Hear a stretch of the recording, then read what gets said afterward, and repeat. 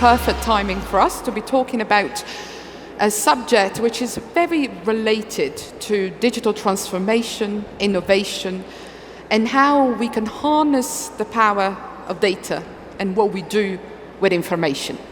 And this is a moment where we're really talking about harnessing data. We know the incredible potential that we have with data, but this is also a time where 120 countries all around the world have enacted or are enacting privacy legislation and are addressing a lot of concerns that people have around how data is handled and how data is mishandled.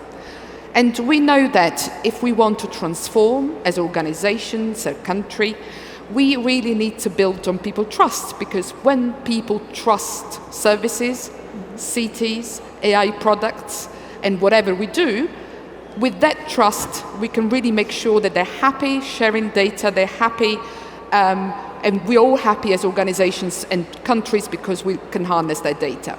So I'm going to start actually from the smart city side of things. And just where do you think we're at the moment in a situation where people want personalization, people want efficiency, especially with the pandemic, we've seen how we want efficiency, but at the same time, people all around the world start to have greater concerns around the handling of the data, the ethics, and the wider concerns about information. Do you want to start? Yeah, thank you. First of all, I'd like to say great to be here with the esteemed panel here. Great to be representing NEOM, right, based here out of the KSA. So when I think about the topic that we're talking through... I don't think people can hear you. Am I correct? Try again. Yeah? Yeah. There you go. So when I think about the topic that's at hand, I really think about we start with protecting our citizens, and we're really being asked to move to empowering our citizens. And I think that's because, to your point, people have such a better understanding now of data protection, personal data, the value of personal data. And we call this the privacy paradox. Today, people are more concerned than ever with privacy, but at the same time, they're sharing more data than ever. So it's an interesting point from a smart cities perspective. We're putting in the guardrails to protect them, but we also want to be able to enable them. And I think from a simplistic perspective, what you want to be able to do is answer very basic questions for them. Who are you sharing my data with? What's it for? How long will you be sharing that data, right? And it's a basic question, and once you get beyond this basic visibility, they're going to say, can you help me control my data? And I think the key there is, can you do it in a way where it's not overwhelming? Because for NEOM, people are coming to a cognitive city. They expect that personalization. They expect those proactive services. But you don't want to make it so overwhelming where they have to do or have to figure out, make choices, 1,000 data sharing choices a day, right? So. Thank you. Totally agree with you. Interesting you mentioned the privacy paradox. We could have a discussion about it maybe later. But it's really interesting, and it brings me to Nena. Because I wanted to ask you, this is a very international panel, isn't it? We come from different geographies, and yet we all share the same approach. We all share the idea that, yes, we do want to be digital citizens. We do want to make our customers digital citizens and our citizens operate in a digital world. But also, we do want to do things in a way which is responsible, empowers citizens and users. Yes. Nena, you work as an advocate in this field. Yeah. How do you see this from a civic society perspective? There is a massive evolution and demand for citizens to be involved as we design and define the future and new technologies. What is the approach from your perspective? Thank you once again. I was here yesterday, I'm back here. It's great to be in KSA. Now, I travel a lot as part of my job. I have about 6 apps related to COVID and COVID tracing. The one from the country I live in, the one that everyone has downloaded, if you are to be here. I think I've got the one from the UK, the one from Switzerland, and one from France. And every country I go to, I leave a DNA sample because they take samples from my nostrils or something for PCR test. And I'm leaving all of my data in that country. This is what it's become last year and this year. And so I'm sleeping in Africa, but I know there are parts of me scattered around the world. I mean, biological data and digital data. And so that's a concern to me. As someone who works mostly on the World Wide Web, that's my organization. I've been working from home or remotely for the past 18 years. What I see is that most of my work is done online. If you go to the Web Foundation website, all my data is there. If you go to Wikipedia, they've got information about me. Almost all of my life is online. And that is a source of concern, not just to me as an activist, but also to my family, because I have been threatened physically, I have been harassed online, and that harassment has gone offline. The one that is frustration. So one is biological data going across the world. Second is what Sue says, we don't know who's handling our data, but there's a point of frustration for me as a citizen. It is that when I give data to the traffic office, and I give data for my passport, and I give data to the police or to the municipality, there is no communication, and I have to do the same thing over again. I was thinking that by giving my data to the government, it will make citizen services easier, cheaper, and more profitable for me. But that is not the case. So that's the summary of what I see. As a citizen, where my data should be helping me, promoting me, I'm not seeing it. And then where my data should be protected, I'm not seeing it. So I'm walking between the devil and the Red Sea. Yeah, it's a really interesting point, isn't it? And I think more and more citizens do feel concerned that data is collected for one reason and then being used for something else. That is something that we have seen, the misuse of data happening. And Nena, you touched on a very important point, on the sort of the element of trust. And I think this is where privacy comes in. This is why there's so much legislation around it happening. And this is where data protection helps sort of the privacy to function. I wanted to now move on to talking about how you see it from the perspective of sort of more innovative technologies, for example, so it looks at AI or looks at sort of big data and how you operationalize all of this. So how do you see it from your perspective in terms of, Richard, looking at how much we want to harness this data, how important it is to develop new technologies that can help individuals, that can help clients, but at the same time, with all the concerns that we are seeing and coming from regulators, legislators around the world. If I think, Saudi will have privacy legislation in force in March 2022. So what's your view on where we're at? Okay, thanks, Ivana, and I'm also happy to be here. Yeah, test. Okay. So of course, if you look at artificial intelligence, then most of it today runs on top of data, and therefore data privacy is very important. We also have to take into consideration that for artificial intelligence you don't always need personal data. Sometimes you have data of machines, of sensors, or you anonymize and aggregated data, and you actually can build your model and you don't need to know personal data. So that's sometimes a misunderstanding, and they put everything together, privacy and AI, but it's not always the case. But oftentimes it uses personal data.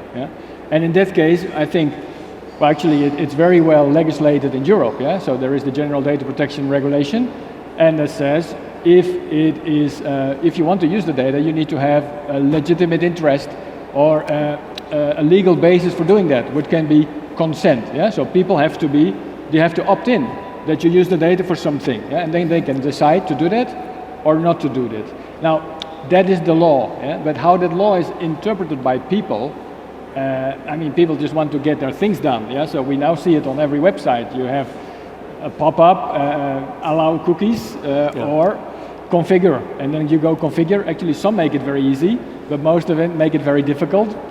So in the end, people do click, click, click, click, click. They just want to use it. So in the end, the opt-in is not really explicit. So that's something, I think as a company, you have to take that into consideration. Yeah. So I think one of the important things that we are learning with data in the digital world with artificial intelligence, of course you have to be legal. You have to comply with regulation, otherwise you get a fine or you commit a crime. But legal is not enough. Even if you are completely legal, you can still have many issues that you don't control. Yeah? We all know the scandals around Cambridge Analytica, all kinds of things that are happening. Most of the things are legal, but then still, somebody is looking into it and something is happening. And this is not only happening with data and privacy, but also with other ethical aspects of the use of artificial intelligence, with bias, discrimination, black box algorithms.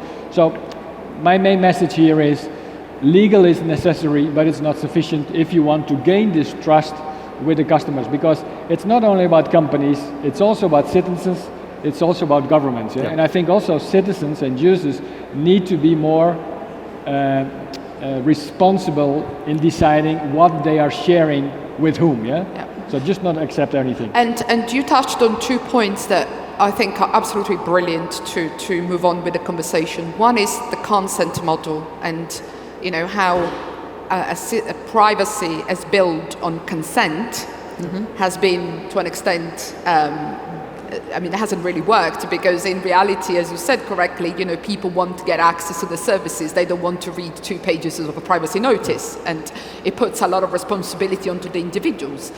And the second element that you mentioned around artificial intelligence is that and big data is the need to move beyond compliance, and this is where ethical consideration come in, and we've had a lot of investment and work in ethics and discussions around ethics happening, and this is really important for companies and for organizations. So I wanted to ask you all a question, and questions is around how we can, and especially on sort of the IoT side, how can we harness the power of technology to enhance privacy? So are we in a situation where we really need to invest in privacy tech, in privacy engineering? Is that the solution? Is that enough? But what do you think is the road ahead? Yeah, I think technologies will continue to evolve. I mean, obviously you have to marry the process and the transparency with it. I'm probably on a different boat. I do believe that there is life for consent. A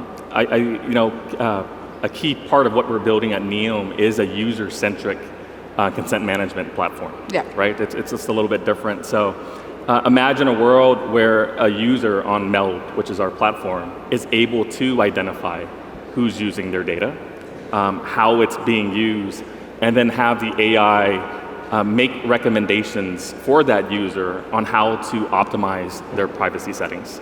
So absolutely, I think technology is a part of it. I think you have to enable the user and make them responsible, but you have to also marry the policies and the process with it. I mean, the user-centric approach is interesting because I was reading a research a couple of days ago, a global level, a survey, and it showed that the more the user knows about what's happening to the data, the less the user is prepared to share. Does it resonate with you? Exactly. And I think everyone has heard about attention economy. It's me that is being sold. It's my attention, it's my time. The Web Foundation is working on deceptive designs, where he talked about consent. Yeah, we've heard that before. But is that informed consent? Is that consent that I'm aware of, responsible consent? That is actually the deal. People don't read all the end user licenses, And unless you click agree, you are not moving forward. Opt-in is very easy. Opt-out, you can't find the button. So there are quite a number of deceptive designs that accompany data-related issues. And because the user wants the attention shortened, time shortened, money shortened, they go on clicking. And even when the use of my data changes, do I actually have the power to say, I did give a first consent, but the second consent, I don't want to give it again. And if I don't give a second consent, can I still continue using the services? I think that these are things that you and myself, design and users, we need to talk about. To what extent can I give content, and can I take consent back? Yes. That is actually the question. Can I cancel my consent? Absolutely. Can I do it easily? How easily can I do it? So, building on that, I wanted to ask you, Nana was saying this is something that we need to talk about. When it comes to something like a smart city, is there a chance, is there an opportunity to have conversations between with the actual users of the city, the citizens? Do we need to create those spaces where actually what is shared is negotiated, so the users and the citizens, for example, can have a say in what happens? And is there a form of co-participation, something that you think has got a future? Yeah, I do. I think there's multiple layers to this, and I think what we're contemplating at NEOM should be highlighted, right? I think there's multiple layers to this in the sense that we start with a strong backing from a data protection agency, right? That's built in there. That has a strong personal rights, and then from there you have obviously oversight, and it's applied to the private sector and the public sector. From there you have data fiduciaries, right? That are onboarded. These are data controllers that share our vision, that are able to respect, to your point, the user's decisions. Mm-hmm. And then you have this ability to complement that all with data proxies, right, and consent proxies. So I think absolutely from a design perspective, yes. I think as a part of the solution, yes. And I think you have these different gates to protect these decisions. Yeah. Yeah. So I think if you want to grow this, if you want to have a smart city that's really smart, you have to change the thinking. Yeah, it's not I have a business to run or I have a smart city to run. I build it, and now I need to get consent of the people to do what I want to do. And maybe you don't get it, or maybe you get it. Usually you don't get it, so you have to do some of the tricks that you mentioned. Yeah, mm-hmm. So I think we have to turn that around. You have to think, okay, why don't I put the user, the citizen, in control, yeah? And actually the citizen can decide, okay, I know I have my location here, I can share that with the city, yeah? Yes. So they can optimize traffic or whatever, and then as a compensation, maybe I get a tax reduction, because I share my data that's valuable for the city, and in return I get something, not just something like you get a better life or a better city, but there's something in for you, yeah? And that's the model that actually has been tried in the past 10 years several times by startups, but they all failed. Yeah? So it's really turning this data, giving the data that we have to a trusted broker that then negotiates on behalf of you with the city, with brands, with advertisers. And I think that is something that you have to do by design. You can do it afterwards. It's a very interesting approach, and the idea of having a data trust of a data intermediary, yeah? So having that body, and instead of you having to negotiate all the time, you have a body that does it for you.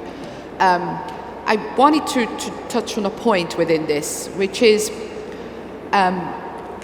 monetization in that sense, getting something in return, I think could be difficult from a privacy perspective, because there are a lot of people in the privacy community that believe that privacy is not just data is not something that just you give, but it's something that constitutes you as a human being. So it's not just like a car that you can sell, but it's you. And therefore you don't sell an arm. It's you and constitutes you. So I think that's one of the reasons why this model has had some problems so far. But I wanted to ask on this.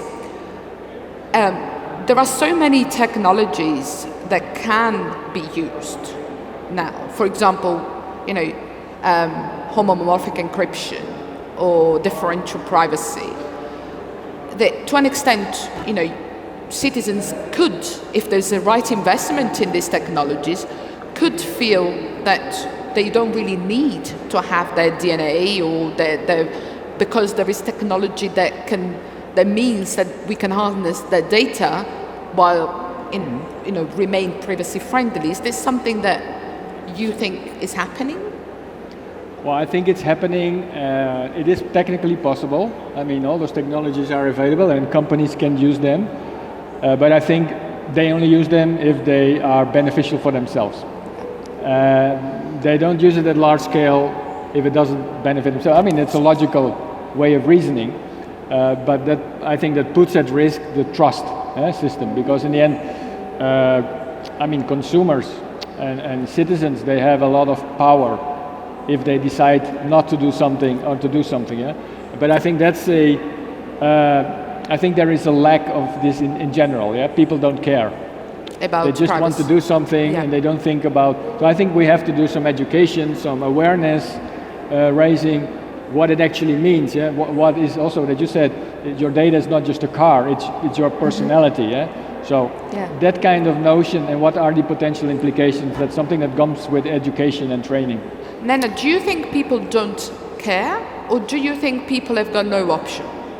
So they have to use the systems as they are. They have to. But it's not one people. Yeah, there are people. Some people care, others don't. I live in West Africa, and I used to think people did not care because most people in Africa were not connected, and they were willing to give their data for connectivity. But I was wrong. People actually care. I mean, even people you'd think don't care are beginning to care. But the thing I want to come back to, if I may use an imagery, a woman doesn't give birth to her baby while being clothed. She accepts the nudity because she's going to give life. So the value of what is coming is enough for her to give her privacy. You see what I mean? So it's interest, but I also say value. When I call 911, I give my exact location because I know that the intervening force is for my good.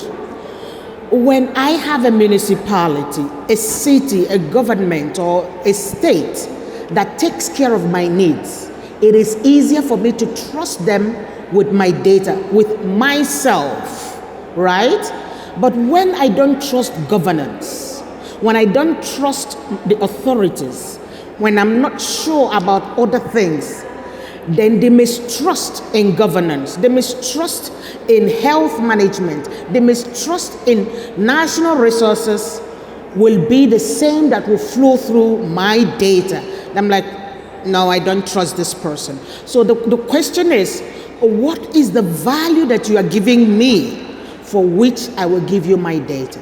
I think that as users, we are aware that our data is needed, but we just want to be sure of where it is going and the value that we are getting in return. I agree, and I think it's a really well made point. I don't know if you agree with me, but during this pandemic, I think around the world we've had apps and contact tracing. And I think that it was interesting because in many countries, even in the middle of the pandemic, and when we were talking about sort of reducing hospitalizations and all of that, still people were talking about privacy and security around this data. And people were still talking about, can COVID data today become something else tomorrow? But also, I think something might have shifted in the public opinion because, to an extent, we now realize that there is nothing more valuable from a collective perspective than a piece of personal information, because it's a fantastic public good, isn't it? If I'm positive to COVID, people need to know, because we need to protect each other. So the reason why I'm saying this is can privacy become a public good? Can privacy become something positive that really values? You are laughing. Yeah, because I come from the continent of Ubuntu. Everyone has heard it. Yes, of course. Yeah, I am because we are. I am. And I think the pandemic has proved it. I chose to get vaccinated because I know that other people depend on me, right? And that is why I said the value of data. I went to the UK and guess what, Ivana? The government of the UK trusts its citizens to do lateral tests and report it. I was shocked. In the country I live in, if the government asked me to do a lateral test, I will lie about it because I don't think anybody cares. But I was shocked. I was also in Switzerland at the beginning of lockdown, where the Swiss government said, we recognize that our citizens have made an effort and we are not going to extend the lockdown. And I just want to wrap up by saying that our study at the Web Foundation has shown that the countries who've done better in managing the pandemic with data are those that have existing trust with their citizens. For sure. I think you nailed it, which is if you have that trust layer there. Try again. Yeah. If you have that trust layer there, you can start doing data sharing for good. Yeah. If you think about NEOM again, right? NEOM's going to build cities that are sustainable, that can stand the test of time. Imagine co-creating this. Imagine designing this. Mm-hmm. Imagine building this with a very high citizen feedback and population, right? The city services, the livability measure will just, go through the roof. Absolutely. Yeah. And did you want to add? Yeah, I think on your question whether privacy can be a public good, I think there's no one answer. Yeah, it depends on cultures. Mm-hmm. So definitely in Europe, privacy is not a public good because there was a huge resistance against contact tracing. They came up with this new technology that is not location but Bluetooth, but then it failed in every country.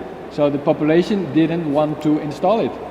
So in order for contact tracing to work, you needed 60% of the population with the app. In no country they came above 20. So, I mean, they didn't get it. Where in other countries, like more in Asian countries, in some countries it did work. And actually they did manage better the crisis. So it depends on the culture where you are, yeah? And, I agree. Just to say about trust, we speak a lot about trust, but we shouldn't forget that trust is very hard to build and very easy to break. Yep. Yeah? So it's not, we can easily say it once we have trust, but the point is to get there, and that is hard. Absolutely, and I think one of the things you said, is it depends on the cultures, is true, I agree. One of the reasons why in Europe, there was a lot of discussions around contact tracing and all of that was exactly because of that. The reason was exactly because citizens had in the past seen the misuse of data.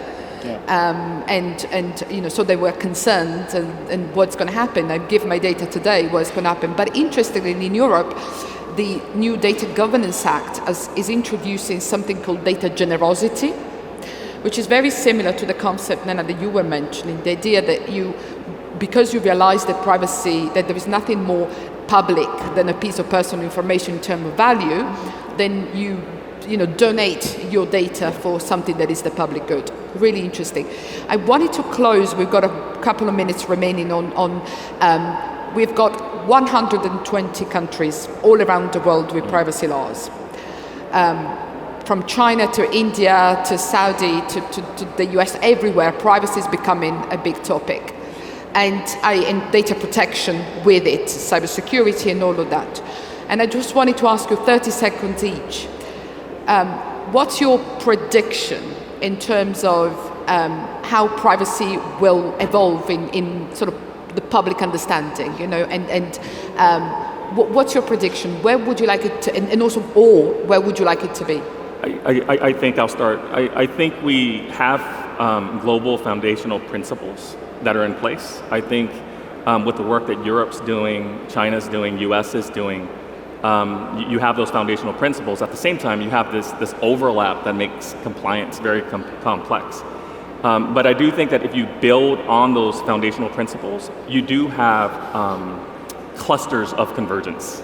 And I think the key takeaway here is that the regulations have to be flexible enough to promote and balance privacy with innovation. I'm going to talk about convergence, just move it further. I think that with the global pandemic and the technology improvement that we've seen, we'd like to, Tim Berners-Lee launched something called Contract for the Web. The UN is proposing something called Global Digital Compact. I think that while we work at national levels, it is now time to look at a global trust mechanism, and that I think is where we'll be going. So digital cooperation, global digital compact, trust at global level. Yeah, if you look in the future, you can have two big views, yeah? One is privacy is dead, get over it, we all know who it said some 10 years ago. Or privacy becomes more user controlled, yes. And also user monetized. So if you look at the whole Web3 thing, it's all about taking the central things out and give more power to the user. I think, I hope and I believe that is the way where it will go.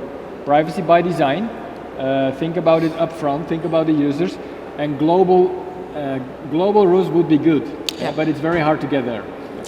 Thank you so much. I think we all share that it is important. We really need to invest in this. Hopefully privacy is not dead, but hopefully you are right, and hopefully we will be able to sort of create that global governance around this that we absolutely need in this field. Thank you so much for listening, and thank you to a wonderful panel. Thank you. Thank you, Ivana. Thank you very much.